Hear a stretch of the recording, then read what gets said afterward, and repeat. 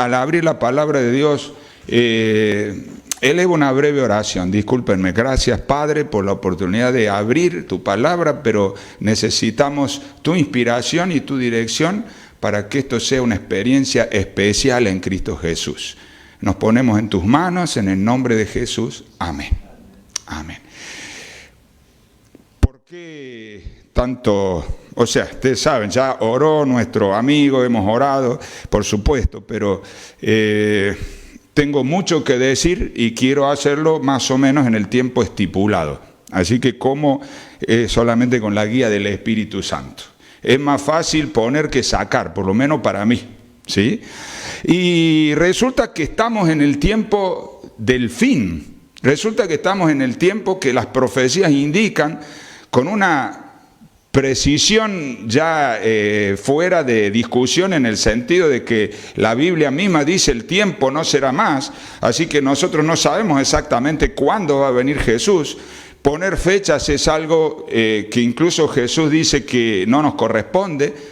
El día y la hora solamente lo sabe el Padre, pero sin embargo las profecías se cumplen fuera de la iglesia y dentro de la iglesia. Y yo estoy hablando, y no sé para quién estoy hablando, me refiero, estamos saliendo al aire y es posible que haya alguna persona que escucha el mensaje adventista por primera vez. Y el mensaje para esta época, lo que llamamos o llama la Biblia la verdad presente para vos que escuchás por primera vez o que sos alguien que está comenzando a estudiar la palabra de Dios, el mensaje es: estamos en un tiempo en el que muy pronto Dios va a regresar, Jesús va a regresar. Es lo que cree toda la cristiandad. Y nosotros lo tenemos que predicar, porque Jesús regresa pronto, pero viene con dos propósitos. Viene a juzgar a los vivos y a los muertos, pero a recompensar a las personas según sus obras. Es decir, el juicio y la recompensa, que para unos es la eternidad y para otros es la destrucción eterna. Entonces hay que reconocer al Creador. Y esa es la verdad presente para la mayoría de las personas que quizás están desapercibidas, que están distraídas por tantas cosas de este mundo. Pero también hay una verdad presente para la iglesia, que está en Apocalipsis capítulo 3. Esto que refería recién es Apocalipsis 14. Apocalipsis 3 habla de una realidad de la iglesia que más bien la ubica en la tibieza, en la apatía, en el sentirse salva y rica, cuando en realidad está tan necesitada como todo el mundo en este momento, ¿no? Así que yo escogí un texto muy sencillo para enfocarnos en este tema que estoy presentando desde los ojos de Pedro, el famoso apóstol Pedro. Dice Juan 18:10, Juan capítulo 18, versículo 10, el Evangelio dice: entonces Simón Pedro, que tenía una espada, la desenvainó e hirió al siervo del sumo sacerdote y le cortó la oreja derecha. El siervo se llamaba Malco. Es interesante, ¿no? Porque así como en ese momento se estaban viviendo situaciones definitivas, definitorias, bisagra, ¿no? Era el momento de la misión de Cristo cumplida finalmente en la cruz. Los discípulos lo entendían porque Jesús lo había dicho, no lo aceptaban porque ellos mismos, el mismo Pedro le dice a Jesús: ojalá que eso no te suceda, porque ellos esperaban a un Cristo triunfante, recuperando el reino material para la nación, y no a ese Cristo sufriente que iba a terminar en una cruz. Ahora, ¿qué clase de expectativa tenemos nosotros? Y la pregunta, el título del sermón: ¿será tiempo de agarrar la espada? ¿Es la misma espada que agarró Pedro la que tenemos que agarrar nosotros, que tomar en nuestras manos, o es otra espada? ¿Cómo viene en ese momento de urgencia que estamos viviendo? ¿Qué expectativa tenés y qué disposición tenés para ayudar a Dios, para defender a Dios, para ponerte en el lugar que Dios quiere que estés? Ahora, si nosotros pensamos en ese Pedro, el de esa noche, en ese momento, como digo, bisagra para la historia de la humanidad, porque sin la cruz no hubiera salvación, Y sin salvación, bueno, no tendríamos esperanza. Pero algunas preguntas, ¿no?, que pueden venir a nuestra mente. ¿Qué hacía Pedro con una espada después que había estado 3 años caminando con Jesús? ¿Sabía Pedro, por ejemplo, que los discípulos no debían usar espadas? El maestro permitía que uno de sus más cercanos seguidores, porque era uno de los 3 íntimos, ¿no?, Pedro, Santiago y Juan, portara un arma. ¿Era esa la voluntad del maestro? ¿Estaba Jesús de acuerdo con el uso de las espadas? Bueno, para esta última pregunta por lo menos tenemos respuesta. No hay ninguna duda en el Evangelio, en la palabra de Dios, que Jesús no apoyaba la violencia, que no apoyaba el uso de la fuerza para resolver los problemas. Jesús, en definitiva, no estaba de acuerdo en el uso de la espada, porque él nunca apoyó la violencia. Así que es todavía más desconcertante pensar que Pedro, después de 3 años y medio con Jesús, estamos hablando del Jueves Santo, estamos hablando del final de la misión de Jesús, tanto de preparar a los discípulos como de ser nuestro ejemplo, como también el de morir en la cruz. Así que no hay ninguna duda, Jesús no estaba de acuerdo con las armas. Jesús se lo expresa a Pedro, le dice, guarda eso. Le dice, mira que el que a espada mata, a espada muere. Y en definitiva cura la oreja de ese siervo que se hizo famoso indirectamente por haber estado en el lugar equivocado o preciso, yo no lo sé, pero terminó sin una oreja y Jesús le cura la oreja, demostrando de esa manera cuál era su actitud ante esta forma de resolver los problemas. Porque desgraciadamente sabemos que tenemos que terminar la obra de Cristo, sabemos que Cristo viene pronto, pero podemos correr el mismo riesgo de Pedro de agarrar la espada, es decir, de pensar que el fin justifica los medios, que para defender a Dios, para hacer la obra de Dios, podemos usar cualquier herramienta. Ahora, miremos otro aspecto de este asunto. Jesús evidentemente muestra acá una flaqueza, ¿no?, un error. Jesús se equivocó evidentemente como maestro, porque cuando llamó a Pedro, lo sacó de pescar peces para que pescara personas.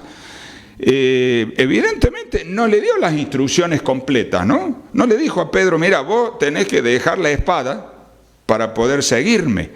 Y Jesús evidentemente se equivocó. De hecho, tendría que haberle exigido a todos los discípulos que dejaran esas cosas que los hacían diferentes y que no reflejaban o no representaban el reino de Dios.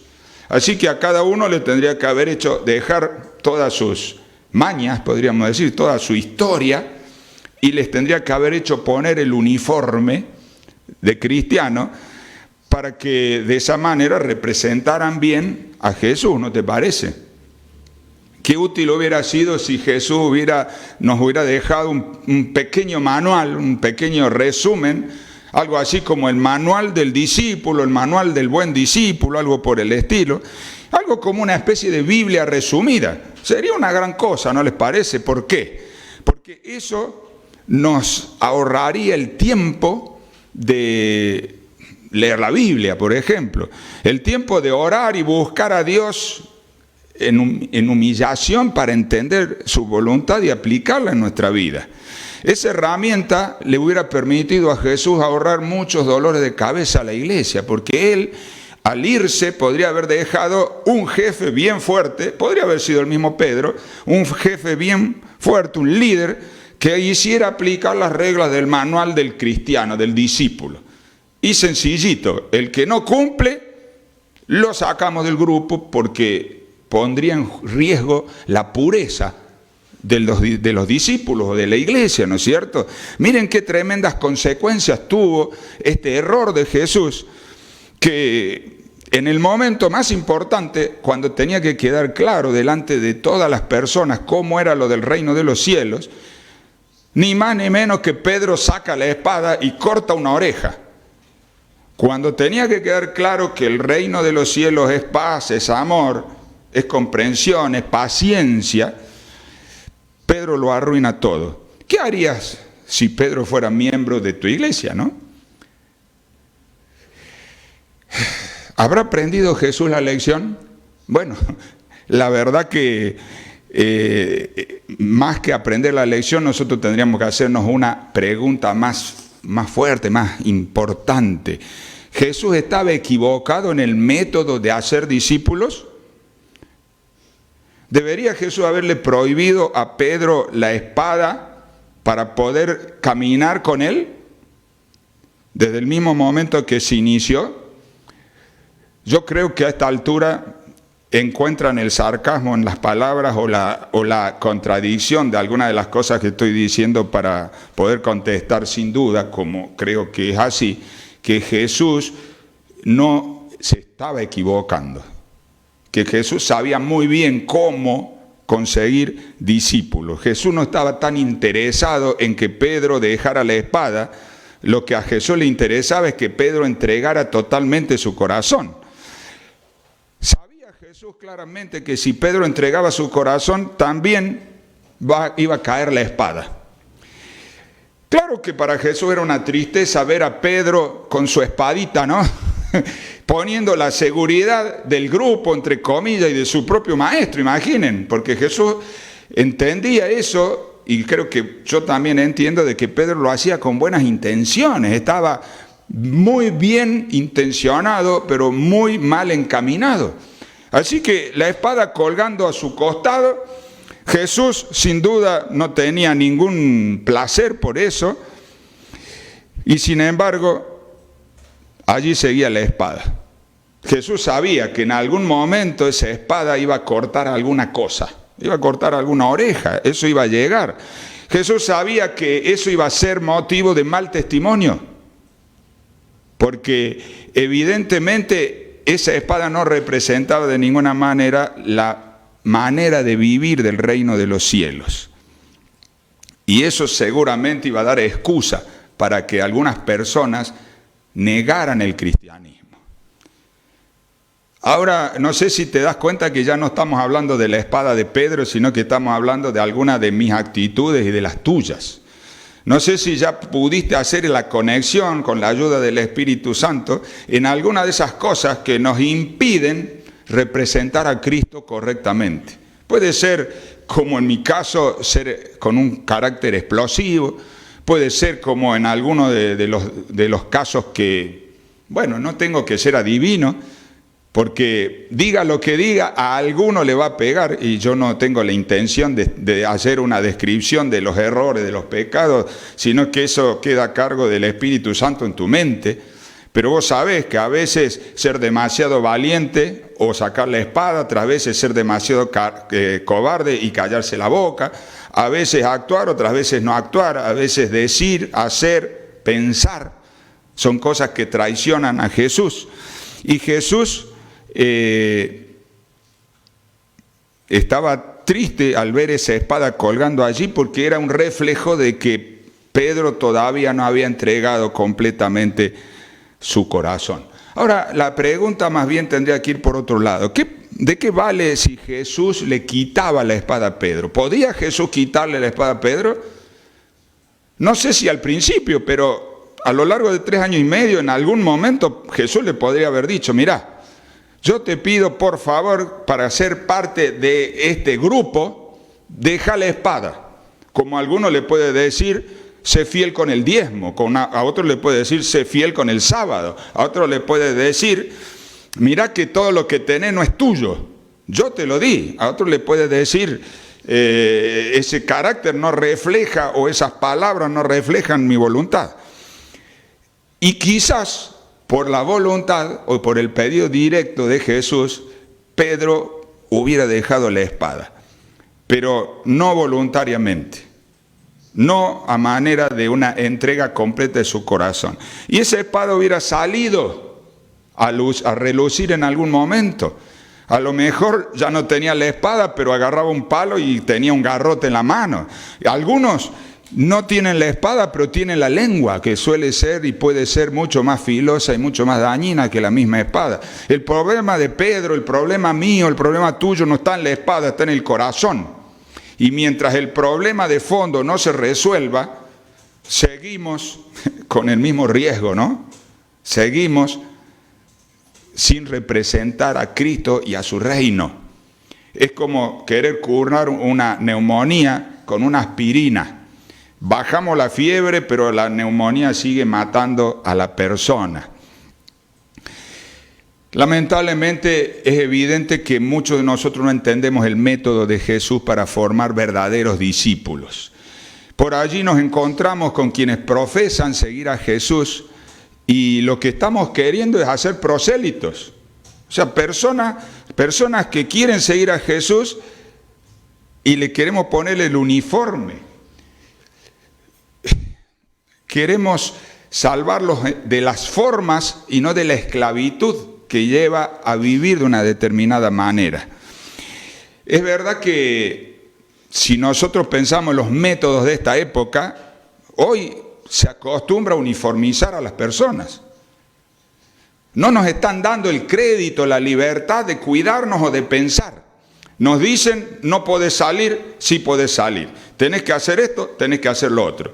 Y muchas veces nosotros ni sabemos por qué, ni aplicamos los principios, porque como a veces uno lo puede ver por allí, la persona se pone el barbijo y deja la nariz afuera. Y nosotros hacemos esas cosas también en relación con lo espiritual, desgraciadamente.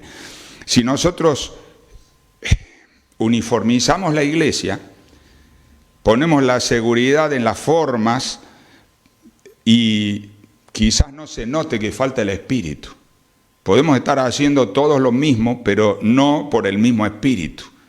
El Espíritu Santo no está presente en la iglesia de Dios y eso es terrible. Nuestra preocupación por uniformizar a la gente quizás es una manera de esconder el miedo que tenemos a no tener el Espíritu o a que el Espíritu haga lo que tenga que hacer, porque también lo tiene que hacer en mí o no. Lo tiene que hacer en nosotros. Puede estar motivado en el deseo de la estructura que termina sacando a Cristo del centro, de la escena, del centro de la realidad. Hacer discípulos requiere un constante esfuerzo por no molestar la obra del Espíritu Santo. La obra que Dios quiere hacer en el corazón de las personas, porque si yo como líder religioso quiero moldear a alguien, seguro que me equivoco. Lo quiero moldear de acuerdo a mis pensamientos, pero aquel que te conoce, aquel que sabe exactamente cuáles son tus luchas y tus necesidades va a ir al grano.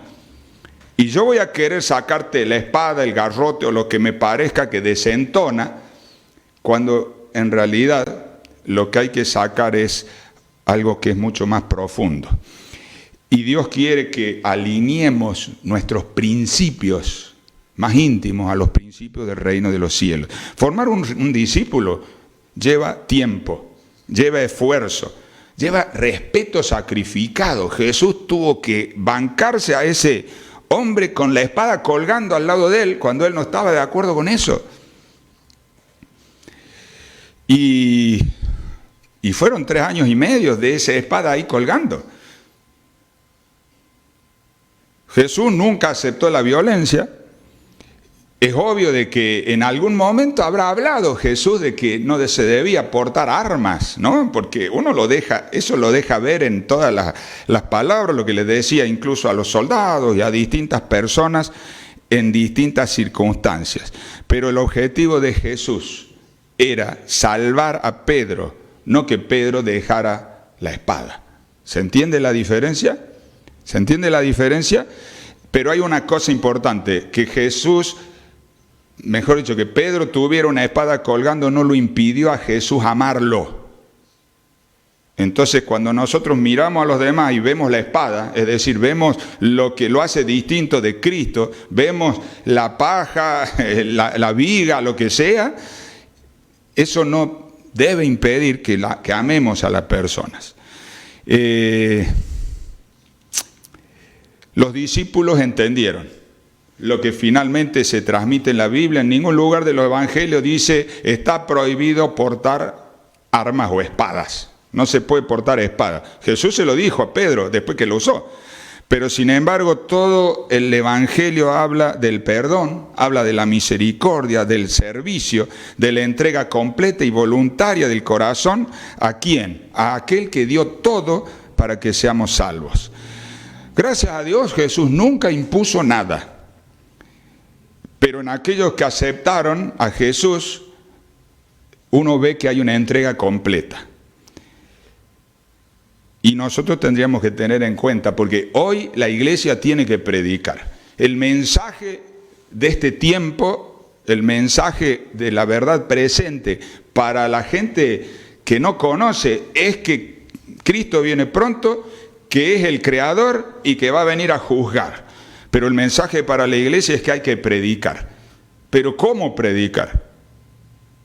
Si ni siquiera hemos sido transformados, si ni siquiera hemos soltado nuestra espada, queremos seguir usando nuestras herramientas, nuestras armas para hacer la obra de Dios. Y yo lamento, porque en serio hay gente que me dice, y yo no crean que no los escucho, me dice, pastor, tiene que predicar más de la verdad presente.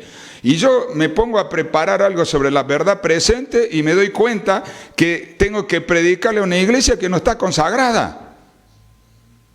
Entonces la verdad presente de la iglesia se impone sobre la verdad presente del mundo. Si no hay una iglesia, tampoco hay una predicación para el mundo. Y esa es la terrible tragedia en la que estamos envueltos. Jesús consiguió una entrega total finalmente de Pedro mismo, ¿no? El ejemplo de Pedro. Pero yo le quiero hablar al otro grupo. Hay un grupo en la iglesia que, como Pedro, fanáticamente quieren imponer la voluntad de Dios y quieren hacer las cosas que son las que Dios pide, pero imponiéndolas. Hay otro grupo que piensa, la espada no tiene importancia.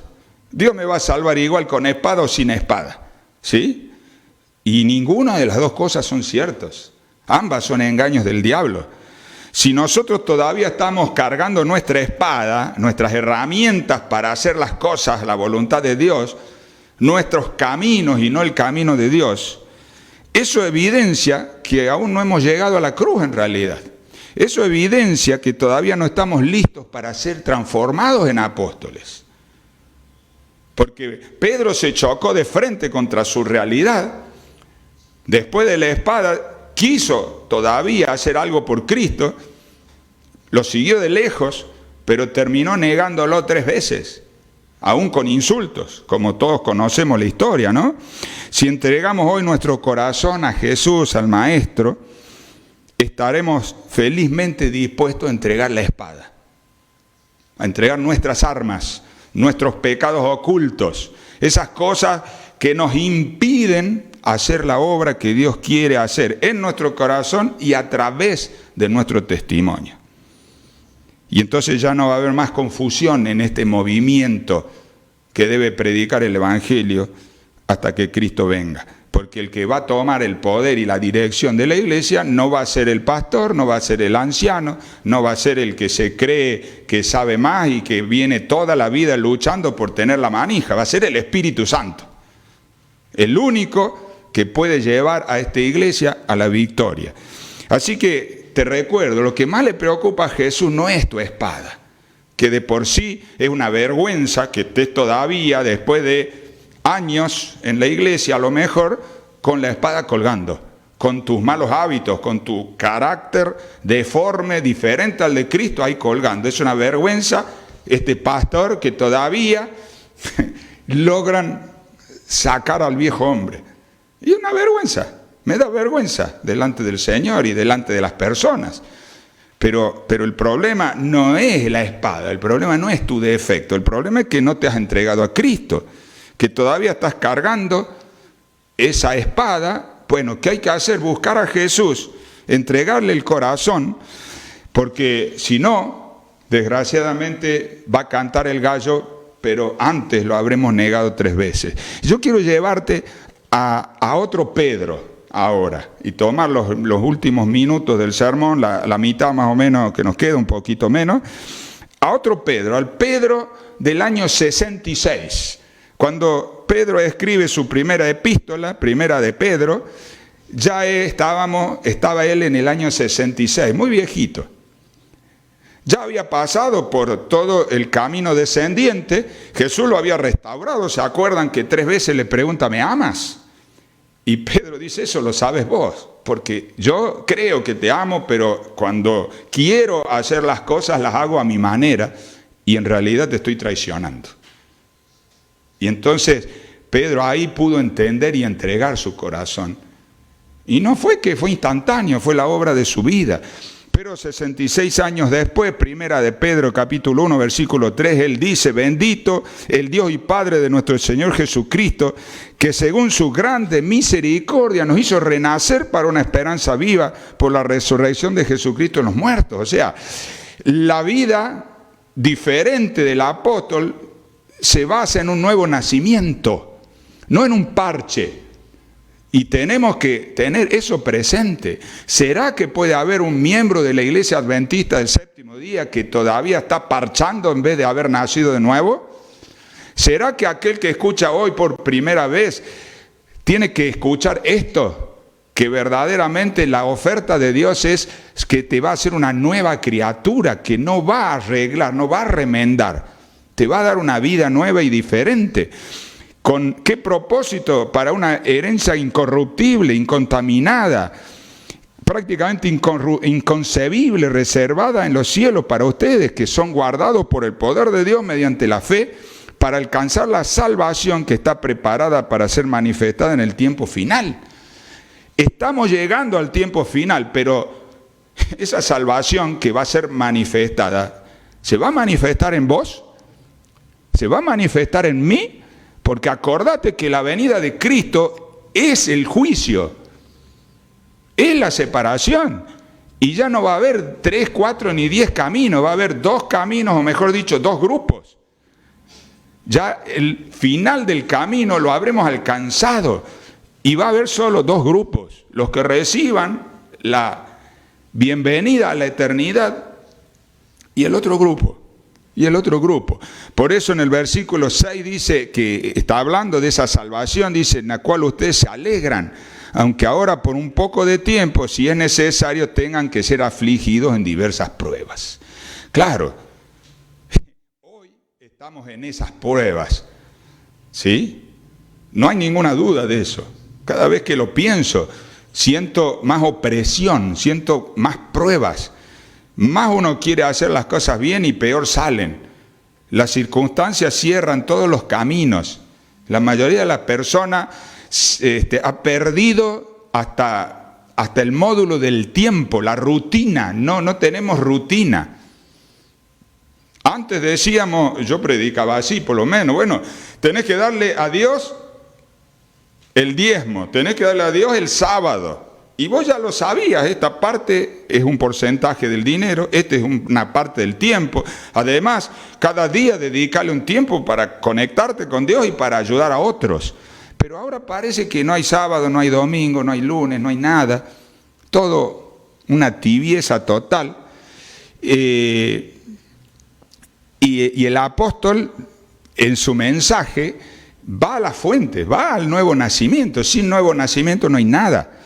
Él dice, versículo 8, está hablando de esas pruebas, está hablando de Jesús, que fue el probado, con mayúscula, dice, a quien aman ustedes sin haberlo visto, en quien creyendo, aunque ahora no lo vean, se alegran con gozo inexplicable y glorioso, obteniendo el fin de vuestra fe, que es la salvación de vuestras almas. Es decir, es tiempo de fortalecer la fe. Pero la fe se fortalece leyendo la Biblia, la fe se fortalece orando y la fe se fortalece predicando o dando testimonio. Y nosotros cada vez hacemos menos eso, aunque tenemos más tiempo, ¿no? Esa es la paradoja que nos está pasando, la que me pasa a mí y que seguramente te pasa a vos. Yo no le quiero preguntar a los muchachos cuántos están conectados, pero cuando empezó todo este proceso era un número, ahora es otro número menor. ¿Por qué? Porque han surgido tantas alternativas que al final cada uno agarra lo que le gusta y termina dejando en un costadito la espada. No sé si me explico. Yo escucho al que me dice lo que quiero oír y entonces elijo eso. Total, ya cumplí con Dios. Pero sigamos un poco. Versículo 13 dice, por tanto, cíñanse los lomos, era la costumbre de aquella época, que ajustense el cinturón, porque tenían túnicas, se ajustaban el cinturón para no enredarse en la túnica, quedaban ceñidos, y entonces ahí podían luchar, podían correr. Pero acá dice, ciñan los lomos de vuestro entendimiento. O sea, a ver, ajusten sus ideas un poquito, sean sobrios y esperen por completo en la gracia que se os traerá cuando Jesucristo sea manifestado. Como hijos obedientes, no se conformen a los deseos que antes tenían cuando estaban en su ignorancia, sino como aquel que os llamó es santo. Sed también ustedes santos en toda vuestra manera de vivir, porque escrito está, sed santos como Él es santo. Hermanos queridos, nosotros venimos de algunos lugares que no tienen nada que ver con Dios. Yo vengo de Barrio Primero de Mayo, en Córdoba. No te puedo explicar lo que es Barrio Primero de Mayo o lo que era en aquella época, pero era un barrio, digamos, a 1,5 cuadras se acababa Córdoba. Así que era un barrio muy marginal. Y soy un negrazón de Barrio Primero de Mayo. Y yo he descubierto que cuando me descuido, ese negrazón sale. No sé si me explico lo que me entendés lo que te estoy diciendo. O sea, si vos no permitís que Cristo siga haciendo su obra, vas a empezar a retroceder y vas a volver a cosas que creías muertas, que creías desaparecidas, porque en esa vida te criaste y de esa manera se formó tu mente. Y eso sigue ahí al acecho, a menos que lo entregues siempre a Cristo.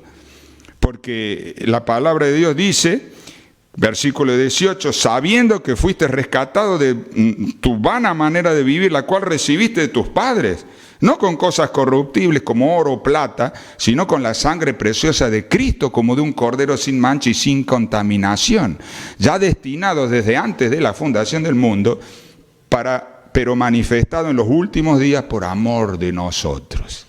Es decir, Jesucristo transitó este camino, el camino de la negación. ¿De la negación a qué? ¿A los gustos pervertidos? Bueno, hay que discutirlo. Algunos piensan que Jesús no tenía gustos pervertidos, y eso es un tema teológico que se sigue discutiendo. Pero que tuvo tentaciones a la perversión, eso no queda ninguna duda. Nosotros tenemos la desventaja de que las tentaciones están, pero además, como tantas veces cedimos a las tentaciones, es más fácil ceder.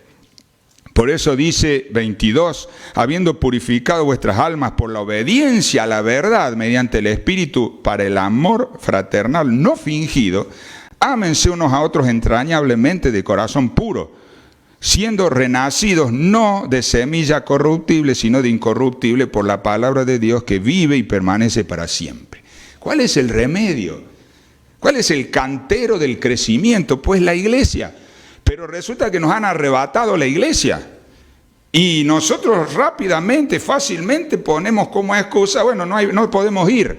El sábado que viene vamos a poder ir, vamos a ver cuántos vienen. Sí sé que hay personas que no deben venir, no es ese el tema, pero hay otras que pueden venir y no vienen porque van a aprovechar los mensajes confusos de este mundo, que lo que se propone es hacernos perder nuestra identidad. ¿Se puede predicar en esta época? ¿Cómo no se va a poder? Si los discípulos estaban presos, si Pablo estaban presos y predicaban desde la cárcel. Y vos no estás preso, vos podés salir de tu casa físicamente en algunos momentos del día y virtualmente todo el tiempo. Pero sin embargo, ¿predicás? Esa pregunta te la tenés que contestar vos. Yo mismo me la tengo que contestar. Hago todo lo que Dios pone en mis manos para que las personas conozcan la obra de Cristo en mi vida. Dejo que Cristo siga haciendo su obra. Miren, el mensaje del versículo 24 pertenece al Antiguo Testamento. Dice, todos los seres humanos somos como la hierba. La hierba se seca, desaparece, La flor se cae, pero la palabra de Dios permanece para siempre. Y alguien me decía días pasados, dice, bueno, las cosas, las personas, bueno, tenemos que procurar cada uno hacer lo que se pueda por las personas, por las cosas. Pero yo te quiero decir esto, las cosas van a ser quemadas. Las cosas van a ser quemadas. No te estoy diciendo con esto que no procures o no te pongas contento, feliz si podés mejorar tu casa, mejorar tu vehículo, cualquier cosa que denote un crecimiento material en esta tierra. Pero si vos te descuidas y pones mal las prioridades, eso va a ser tu ruina, porque eso va a ser destruido. Las cosas y las personas que no se agarren de Jesús van a ser destruidas. Las cosas todas, las personas las que no se agarren de Jesús. ¿De qué lado queremos estar? ¿Estamos hablando en contra de los bienes materiales? No, por dos razones. Lea la Biblia, porque en la Biblia muchos de los grandes líderes fueron millonarios, diríamos hoy, pero por sobre todo en la segunda, porque todo lo que Dios te pone en tus manos es para que sea bendición. Es lo que le dijo a Abraham, en vos van a ser benditas todas las naciones de la tierra. Así que lo que Abraham recibía, él lo repartía. Lo que yo recibo, tengo que repartirlo, porque si no, yo guardo, me va a ser quitado. Incluyendo mi vida, fíjate, o sea, mi tiempo, mis energías, mis mejores pensamientos, los guardo, los escondo, los voy a perder. Pero vamos al capítulo 2, ahí 2 versículo 3 dice, desde el 1, desechando pues toda malicia, todo engaño, hipocresía, envidia y todas las detracciones, deseen como niños recién nacidos la leche espiritual no adulterada, para que por ella crezcan para salvación, si es que han gustado la benignidad del Señor. Y yo creo que la mayoría de nosotros ha gustado, se ha saboreado lo bueno que es Dios. Solo que se apilan tantas sensaciones y tantas situaciones que a veces nos olvidamos. Nos olvidamos de las cosas buenas que Dios hizo en nuestra vida. ¿Sí? Y a veces yo anoto cosas y después no alcanzo a entenderlas. Miren lo que noté, una frase interesante, porque yo creo que ya comenté en alguna de otra ocasión de que yo me despierto a veces de madrugada con ideas en la cabeza, que como pongo esas ideas, mejor dicho, pongo problemas en la cabeza al acostarme y le pido a Dios, y Dios me despierta con respuestas, con ideas, con comprensión de cosas. Así que tengo mi libretita al lado de la cama y anoto. Y acá anoté, medimos lo que le damos a Dios, pero no medimos lo que Él nos da. También en respuesta a una frase de alguien esta semana me dice, yo ya le di mucho a Dios. Claro, lo tenía bien contado, sabía perfectamente, y es verdad, o sea, una persona que fue generosa en relación con la obra de Dios. Y yo me callé la boca porque no supe qué decir en ese momento, y Dios me contestó, como digo, despertándome a la madrugada con ese pensamiento, y el pensamiento es este, o sea, vos llevas la cuenta de lo que le diste a Dios, ¿no? Y le diste este tiempo, le diste este dinero, le diste esta capacidad, le diste, pero ¿cuánto te dio Dios? ¿Llevas la cuenta? Porque lo que Dios te dio es exactamente todo, lo que tenés y lo que sos. Y entonces nosotros parece que estuviéramos en un juego. Por eso tenemos la espada colgando todavía, porque le entregamos a Dios hasta el cinturón, ¿viste? Pero como la espada está afuera del cinturón, ya esa no se la entrego. O sea, dejamos sin entregar ciertas cosas porque queremos y porque nos conviene. Versículo 9 dice, ustedes son linaje escogido, real sacerdocio, nación santa, pueblo adquirido por Dios, para que anuncien las virtudes de aquel que los llamó de las tinieblas a su luz admirable. Ustedes en otro tiempo no eran pueblo, ese soy yo. un negrazón de barrio 1 de Mayo. Antes no era pueblo. Pero Dios me sacó de la oscuridad y me trajo a su luz admirable. Y dice, en otro tiempo no habían alcanzado misericordia, pero ahora han alcanzado misericordia. Y es verdad, en otro tiempo a mí no me interesaba, no creía importante ni la vida eterna ni la salvación, pero hoy es lo más importante de mi vida. Y alguno puede decir, bueno, claro, ahora que ya está viejito. No, en realidad yo empecé a entregarme a Cristo a los 18 años. Y con vergüenza tengo que decir que todavía no termino de entregarme. Pero no puedo dejar de hacerme y de hacerte este llamado. Sos santo, sos separado por Dios, escogido ¿para qué? Para estar en el cielo por la eternidad, para estar en su presencia. Sos un sacerdote de Dios. ¿Se acuerdan lo que hacían los sacerdotes? Ya no existen los sacerdotes en la función bíblica de matar animalitos, ya no existen más. Pero el sacerdote iba a Dios en nombre del pueblo, después volvía con la palabra de Dios y le hablaba al pueblo en nombre de Dios. Entonces, en el sentido espiritual, siguen haciendo falta los sacerdotes, seguís haciendo falta y Dios te nombró sacerdote. Y termina ahí la idea en el versículo 11 y 12, amados, yo les ruego como a extranjeros y peregrinos que se abstengan de los deseos carnales que batallan contra el alma, manteniendo vuestra buena manera de vivir entre los incrédulos para que lo que murmuran de ustedes como de malhechores, glorifiquen a Dios en el día de la visitación al considerar sus buenas obras. Porque que estamos en la mira.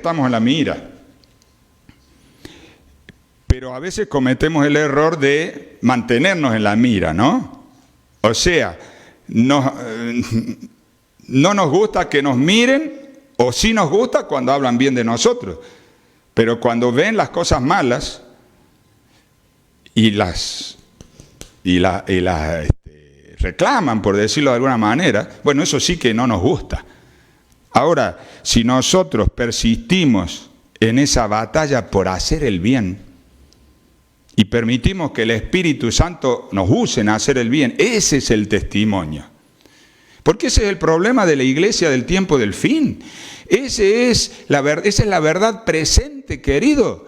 Si vos no sos un testigo fiel con tu vida de lo que el Espíritu Santo puede hacer en un pecador, en una persona como vos y como yo, entonces no podés hablar de juicio porque vas a ser condenado por tus mismas palabras en realidad. No podés hablar del Creador cuando no lo honrás en todas las cosas de tu vida. No va a suceder que prediques. Salto capítulo 3, versículo 13. ¿Y quién es aquel que les puede hacer daño si ustedes siguen el bien? Porque acá viene otro conflicto. A veces nosotros usamos el gatopardismo, se dice, ¿no? Nos entremezclamos entre la oscuridad y la luz para pasarla bien. Y decimos, nadie se dio cuenta. Pero también dice, si alguna cosa padecen por causa de la justicia, felices son. Por tanto, no tengan temor ni se perturben, sino santifiquen a Dios, al Señor, en sus corazones y estén siempre preparados para presentar defensa con mansedumbre y reverencia ante todo el que les demande razón de la esperanza que hay en ustedes, teniendo buena conciencia, para que en lo que murmuran de ustedes como de malhechores sean avergonzados los que calumnian vuestra buena conducta en Cristo. Porque mejor es padecer haciendo el bien, si la voluntad de Dios así lo quiere, que haciendo el mal. O sea, no hay ningún mérito en padecer haciendo el mal. No hay ningún mérito en sentirse perseguido por delincuente. Aunque en este país el que roba lo suficiente se lo nombra embajador. Eso decía mi suegro hace 40 años, ¿no? Ese era el dicho de mi suegro. Si robás una gallina vas preso. Si robás 1 millón, te nombran embajador. Y no cambió. Tristemente no cambió. Pero somos mejores nosotros que los que se roban el millón. Bueno, un millón ahora no es nada, José. Estamos hablando de $1 millón. No, ni hablemos, ¿viste? Yo no me caliento por $1 millón. Es poco. No vas a perder tu salvación por $1 millón. Pero bueno, algunos sí, algunos por 100. Pero lo que quiero decir es que si nosotros padecemos por hacer bien las cosas, somos felices, dice acá. Somos felices. Ahora, si padecemos por hacer mal las cosas, somos delincuentes. No hay otra palabra. No hay otra palabra. Capítulo 4, versículo 7. Vamos al envión final. Dice, mas el fin de todas las cosas se acerca. Sean ustedes sobrios y velen en oración, y ante todo tengan entre ustedes ferviente amor, porque el amor cumplirá multitud de pecados. Hospédense los unos a los otros sin murmuraciones. Cada uno según el don que ha recibido, ministrelo a los otros como buenos administradores de la multiforme gracia de Dios. Si alguno habla, hable conforme a la palabra de Dios. Si alguno ministra, ministre conforme al poder que Dios da, para que en todo sea Dios glorificado por Jesucristo, a quien pertenecen la gloria y el imperio por los siglos de los siglos. Amén. Y esto también es contestación a algo que alguien me dijo. O sea, yo no se crean que no los escucho. Y a veces me dicen cosas que me perturban sinceramente, que no tengo la respuesta en el momento, pero como digo, leo la Biblia, por ahí el Señor me pone alguna cosa de noche, pero en este caso es la palabra de Dios que está al acceso tuyo y mío también. Y alguien me decía, bueno, todos tenemos defectos, todos tenemos algún defecto. Claro que sí. Por ese mensaje hicimos un sermón, que todavía, como lo íbamos haciendo presencialmente, no lo prediqué en todas las iglesias, ese sermón de la piedrita blanca. Dios te va a dar una piedrita blanca con un nombre nuevo que significa la victoria sobre tus debilidades más profundas, ¿no? El cambio de carácter en esas cosas que todavía están en tu vida, ¿no?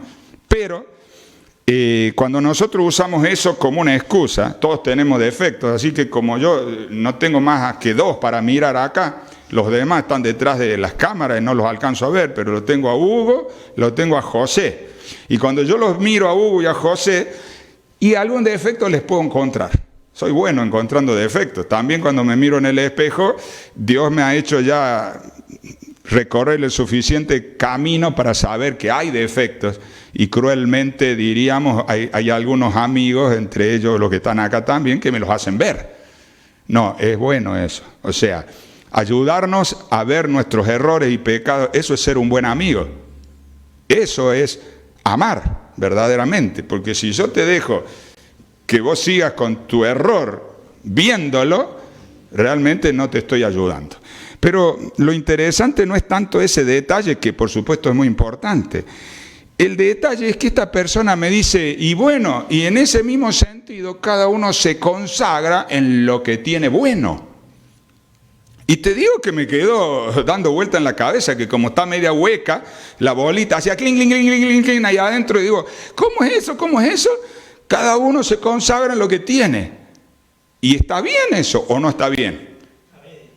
A medias. ¿Por qué? Porque hay 2 aspectos de la obra del Espíritu Santo que nosotros le achacamos algunas veces a los pentecostales, que los confunden. La obra del Espíritu Santo dando dones y la obra del Espíritu Santo produciendo frutos. Son 2 cosas distintas. Los dones, cada uno tiene suyo. Los frutos, todos los tenemos que tener, porque es la evidencia de que el Espíritu Santo está habitando en vos. O sea, yo no puedo decir no tengo el don del amor, porque el amor no es un don en el sentido de como diríamos, como predicar. El amor es un don del Espíritu Santo, pero es un don de la presencia del Espíritu Santo. Así que todo cristiano que le abrió el corazón al Espíritu Santo tiene que su amor ir creciendo. Entonces, nosotros podemos usar esa excusa, por decirlo así, para que el Espíritu Santo no haga su obra de transformación en nosotros. Sí, sí, está claro, mi querido hermano y amiga o amigo que me estás oyendo. No todos vamos a cantar bien. De hecho, a mí me gusta cantar, pero canto mal. No todos vamos a poder predicar o vamos a poder hablarle al corazón a alguien o vamos a ayudarlo a sanar sus emociones, etc. Cada uno tiene lo suyo. Pero el amor, el gozo, la paz, la paciencia, la bondad, la benignidad, la mansedumbre, el equilibrio y la fe, eso es evidencia de que el Espíritu Santo está en vos. Y si no está el Espíritu Santo en vos, si Cristo no habita en vos, estás perdido. ¿Se entiende? Lo serio, lo importante que es esto. Por eso ya leímos de que el amor debe ser sin fingimiento, de que tenemos que sinceramente amarnos aunque vos le veas la espada, ¿no? Ya algunos de la Iglesia del Centro saben, esto no es ningún secreto, de que hay una hermana que le ha puesto a la iglesia el nombre del Arca de Noé. Y cada uno le ha ido poniendo nombres de distintos animalitos, ¿no? ¿Vos sabés cuál es el tuyo, José? No. Bueno, yo no te lo voy a decir, preguntarle. Pero todo empezó por ella misma. Un día yo predicando digo, hay personas que son como los puercoespines, que uno los abraza, los quiere abrazar y te pinchan. Y ella a la salida me dijo, usted, pastor, dijo eso por mí. Se sintió, yo no lo dije por ella, pero se sintió como quien dice identificada. Posiblemente todos somos medio puercoespín en algún momento, ¿no? Nos quieren abrazar y pinchamos.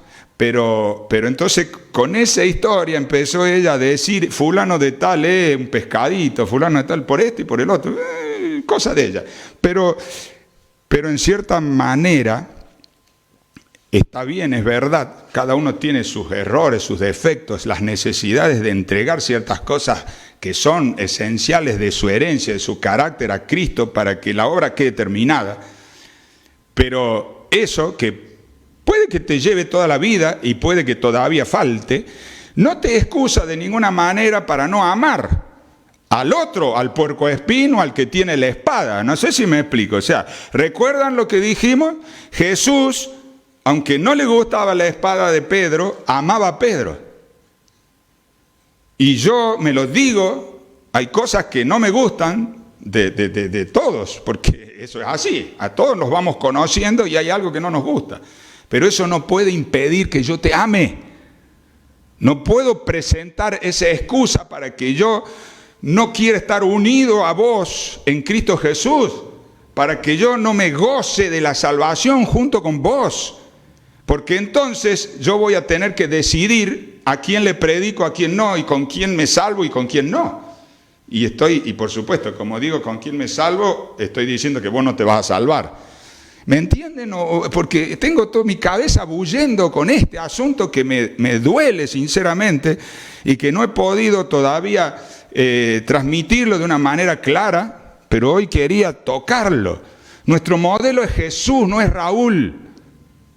Y yo no puedo usar de excusa a Raúl para no amar ni a Jesús, ni siquiera para no amar a Raúl. ¿Se entiende? Yo tengo que amar a mi hermano, aunque todavía no es Jesús. Por supuesto, porque no es Jesús, eso es claro que no es Jesús, yo tampoco soy Jesús. Pero el amor y todas las virtudes del cristiano, la obra del Espíritu Santo en mí, va a hacer que yo realmente destruya ese círculo vicioso de cristiano laodicense, cristiano del tiempo del fin, cristiano tibio, que tomo como excusa la maldad de los demás para no amar. Y me creo rico y me creo estar bien y no voy a Cristo para que me cure, para que me haga ver, para que me dé el poder de vivir una vida cristiana. Termino con los últimos versículos allí en el capítulo 5. Dice, versículo 6, humíllense pues bajo la poderosa mano de Dios para que Él los exalte cuando fuere tiempo. Esa frase me conmueve. Porque Jesús fue exaltado sobre todos, ¿o no? Y todavía le falta ser exaltado. En realidad, dice la Biblia que toda rodilla se doblará ante Él, incluyendo a Satanás, incluyendo a todos los perdidos, a todos los ángeles rebeldes. Todavía está en el futuro. Pero Jesús se humilló delante de todos. Entonces, yo, para ser exaltado, cuando fuere tiempo, dice la Biblia, tengo que humillarme. Tengo que someterme a Dios, y humillarse significa, mira, yo con vos no tengo nada que hacer. Vos sos Dios, yo soy tu criatura. Vos sabés y yo no sé. Vos sos el Todopoderoso y yo no puedo nada. Vos conocés el futuro y yo no sé ni lo que va a pasar dentro de 5 minutos. Vos sos Dios y yo soy tu criatura, en definitiva. Eso es humillarse. Él te va a exaltar cuando fuere tiempo. No busques vos tu exaltación. Lo que los discípulos no entendieron en aquella noche, ¿se acuerdan? El jueves. Yo quiero ser el de la derecha, yo quiero ser el de la izquierda. Tranquilo, el lugar que Dios tiene preparado para vos es el mejor lugar que vos pudieras soñar, pero a su debido tiempo, y no por fuerza, y no por vanagloria, y no por orgullo, sino porque el orgullo, la gloria, pertenecen al que te dio eso. Por eso, versículo 7, consejo de la palabra, consejo de un viejo cristiano que había machucado sus dedos, que se dio contra la pared, porque Pedro era el más viejo de los apóstoles en el momento de seguir a Jesús. Y esto lo está escribiendo en el año 66, o sea, alrededor de 35 años después de que Jesús se fue al cielo. 35 años, ya era viejito. Su experiencia le dice, echando toda vuestra ansiedad sobre Él, porque Él tiene cuidado de nosotros. Sean sobrios, velen, porque tu adversario, el diablo, como león rugiente, anda alrededor buscando a quien devorar, al cual resistan firmes en la fe, sabiendo que los mismos padecimientos se van cumpliendo en vuestros hermanos en todo el mundo. No es ninguna novedad. Yo no tengo el monopolio del sufrimiento. Eso también me deja siempre la bolita dando vueltas en el hueco de la cabeza cuando viene alguien y me cuenta sus problemas. No por nada la palabra Elena de White dice, no, los problemas contáselo a Jesús. No te victimices, porque se agrandan los problemas y Dios se achica en tu vida cuando vos recordás y pensás y decís, pobrecito yo, y tengo esto, y tengo aquello, y tengo aquello. Sencillamente pasa eso.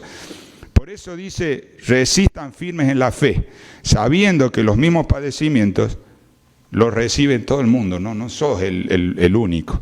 Mas el Dios de toda gracia, que nos llamó a su gloria eterna en Jesucristo, después que hayáis padecido un poco de tiempo, Él mismo los perfeccione, los afirme, los fortalezca y los establezca. Todas palabras que dan seguridad. Todas palabras que nos ayudan a dar vuelta a la página. El dolor y el sufrimiento va a quedar atrás muy pronto. Pero hoy tenés que ser cristiano y cumplir tu cometido de cristiano. Hoy tenés que predicar con tu testimonio. El testimonio de amar a tu hermano, por favor.